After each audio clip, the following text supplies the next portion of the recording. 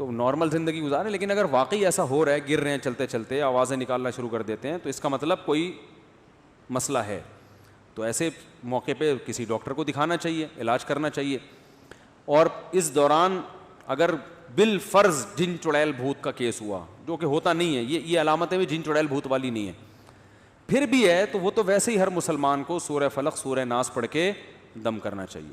تو ان کے بچوں کو چاہیے سورہ فلق سورہ ناس پانی پہ دم کر کے چھینٹے ماریں ان کے اوپر, یا پھونک ماریں, آیت الکرسی پڑھیں, وہ آیات قرآن کی جن کا رقیہ سے تعلق ہے وہ پڑھیں گے تو انشاءاللہ فائدہ ہوگا. پھر بھی فائدہ نہیں ہوا تو صبر کریں, کیونکہ یہ دنیا میں آپ کی ہر خواہش پوری نہیں ہوتی. عاملوں کے پاس بولو بھائی نہ جائیں, ایک مرض ٹھیک ہوگا دوسروں کو بھی لگے گا.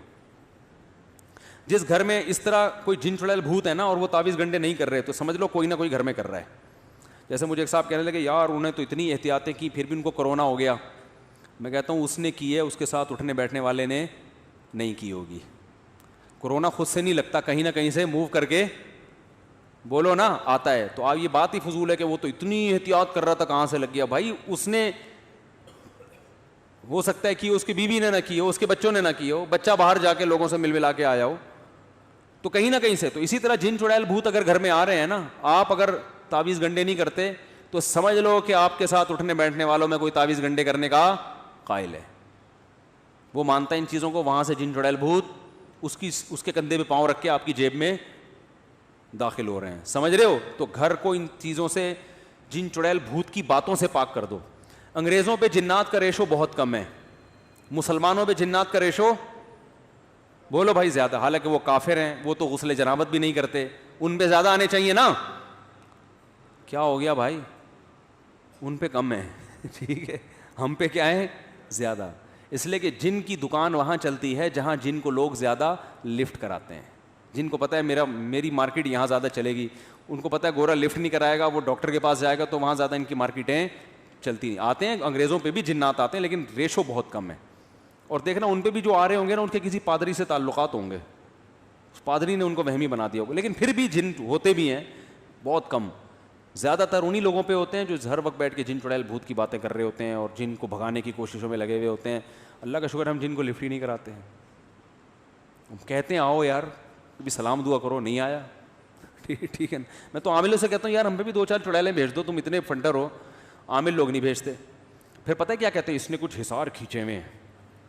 اور بھائی ہم نے کچھ بھی نہیں کھینچا ہوا, نہ حصار. ہم تو, ہماری مثال تو اس تالاب کی طرح ہے جو ابھی آپ کو میں نے دی تھی ٹھیک ہے. ہمیں تو حصاروں کا ٹائم, ہمیں تو فرائض واجبات پڑھ لیتے ہیں بس, اللہ اس پہ اس کو قبول کر لے, فرائض واجبات ہی پورے ہو جائیں. ہمارے پاس اتنا کہاں سے, سارا دن تو بیٹھ کے آپ چلے کرتے رہتے ہو, پھر بھی آپ ہمیں کچھ نہیں کر سکتے. تو اس لیے کہ یہ ہماری طاقت نہیں, آپ کے لچڑ ہونے کی دلیل ہے. یہ سب آپ نے لوگوں کو الو بنایا ہوا ہے, ٹھیک ہے نا. ایک آدمی نے مجھے کہا, عامل نے مجھے کہا شام تک تیرے ساتھ کچھ ہو جائے گا. کہہ رہا میں ڈر رہا ہوں. میں نے کہا تو ڈر رہا ہے نا, اس وجہ سے ہو جائے گا. کہہ رہا پھر میں کیا کروں. میں نے کہا اس عامل کو فون کر, تیرے باپ میں جتنی طاقت اور تیرے پاس جتنے چڑیل بھوت جنات ہیں نا, شام 6 بجے بھیج دے, میں انتظار میں ہوں. وہ پھر بھی ڈر رہا تھا, کہہ رہے یار پھر تو ایسا نہ ہو ڈبل جن آ جائیں. میں نے کہا میں آپ کو لکھ کے دے دوں شام 6 بجے آپ پہ جنات آئیں گے, اگر آپ نے اس عامل کو مضبوط لہجے میں دھمکی نہیں دی. اور میں نے کہا اتنا مضبوط لہجہ ہو کہ عامل سمجھ جائے کہ یہ ڈرامہ نہیں کر رہا. بعض دفعہ ڈر ڈر کے دھمکی دے رہا ہوتا ہے, بھائی اگر تو نے مجھے بھیج دیا نا تو دیکھ میں ڈرتا ورتا نہیں ہوں. اچھا